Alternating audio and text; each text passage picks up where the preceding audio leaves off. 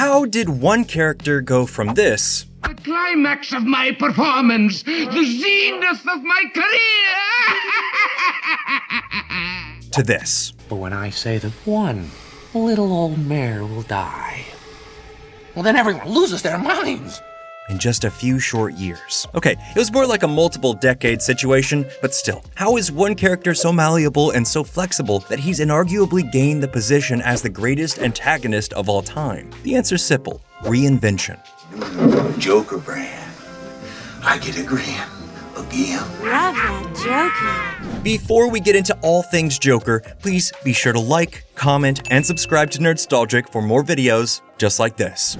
Created by Jerry Robinson, Bill Finger, and Bob Kane, the Clown Prince of Crime made his debut in Batman #1 in the spring of 1940. The character was inspired by Conrad Veidt's iconic starring role in the 1928 film The Man Who Laughs. In his first appearance, the Joker is depicted as a dastardly criminal who uses gas and pure terror to wreak havoc on Gotham City. His main source of carnage is his Joker venom. By the time we move out of the Golden Age and into the Silver Age, the character was practically played for laughs. It would be this version of the character that made it to the small screen, initially. Cesar Romero would portray the Joker in the now iconic Batman television series. Lasting 3 seasons and 120 episodes on ABC, the Batman show of 1966 was as much a parody of the Caped Crusader as it was an actual adaptation. With emphasis on bright colors, scripts that centered on the ludicrous nature of superheroic antics, and over-the-top performances, curses!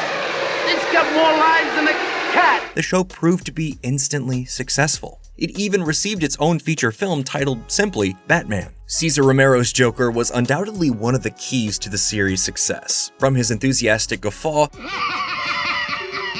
to his fully camp mannerisms, he fully knew what the show was doing and was trying his best to make it succeed. However, his dedication to the show's success stopped short of the inconvenience of shaving his mustache. The production just slathered makeup over the top of it, adding an even more surreal flavor to his small screen version of the Joker. After the end of the series in 1968, everyone was convinced that Batman was done, including many people at the character's longtime publisher. His popularity had peaked, and there was no way to reel the character back in from the goofy, silly Adam West incarnation. Enter Denny O'Neil and Neil Adams. The writer-artist team set about restoring Batman and his rogues gallery to the dark and brooding icons they once were. In 1973, after 4 years of not appearing in any publications, O'Neil and Adams created The Joker's 5-Way Revenge, published in Batman #251. This story and the duo's subsequent work re-cemented the insane maniac version of the character, but it wouldn't be until 1989 that Sam Hamm and Tim Burton's Batman would make a big splash on the silver screen, finally helping the outside world to see the greatness and somber gothic majesty that Batman could display. A massive component to that success, Jack Nicholson's version of the Joker. This incarnation took things back to the source material. He was a 1940s inspired gangster, a criminal with a sadistic side. And yeah, maybe the film went a bit too far saying that the Joker killed Martha and Thomas Wayne, but overall, it re-cemented the character into an almost more iconic incarnation than his previously remembered version, something that, at the time, appeared almost impossible. Nicholson's laconic drawl, inimical smile, and piercing persona were a perfect fit for the character.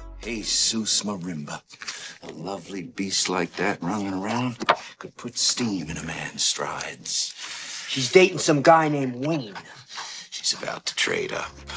And Warner Brothers knew it. In order to get him to agree to be in the film, they had to give him a $6 million deal that also included box office participation and profits from Joker-related merchandise and toy sales. This ultimately ended up netting the actor close to $90 million.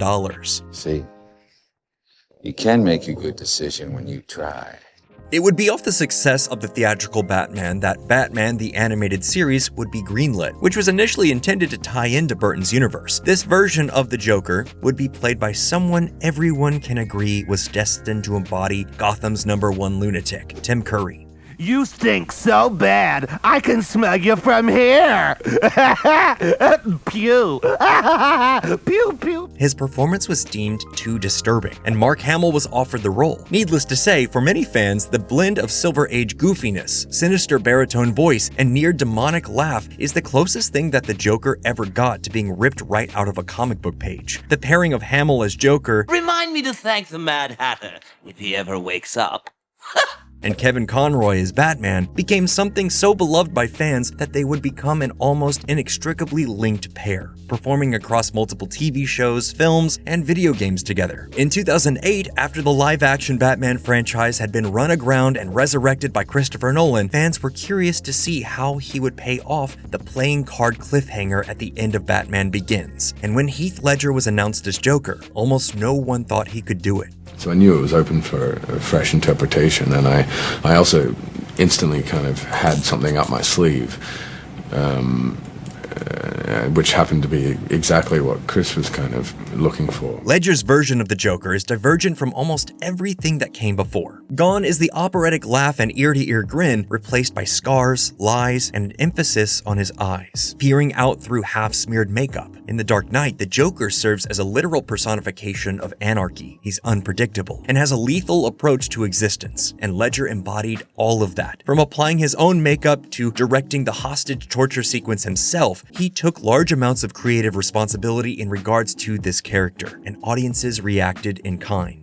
The film was a gargantuan success, both critically and commercially, and the Joker was the primary reason for that success. Nolan and company instantly knew they had a gold mine on their hands, planning a proposed third entry into the series that would have followed the trial of the Joker, only tragedy struck. Ledger passed away just months before the film's release. It would be 8 more years before the Joker would appear in live action again. Jared Leto would be cast in a newly re-envisioned version of the Joker that had tattoos. Yeah, the version of the Joker that shows up in Suicide Squad is blatantly miscalculated. Oh, I'm not gonna kill you. I'm just gonna hurt you. Really, really bad.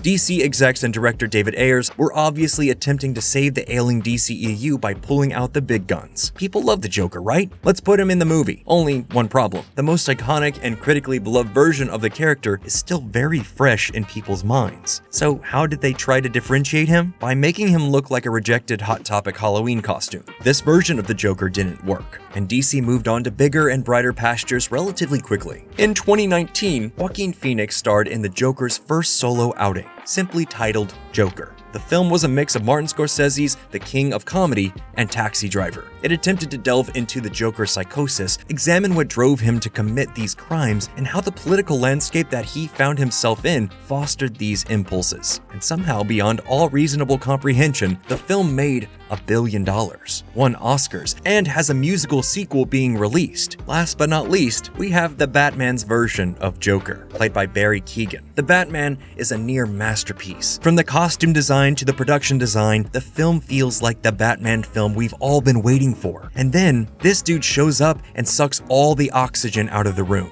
He's a nobody. Wants to be somebody.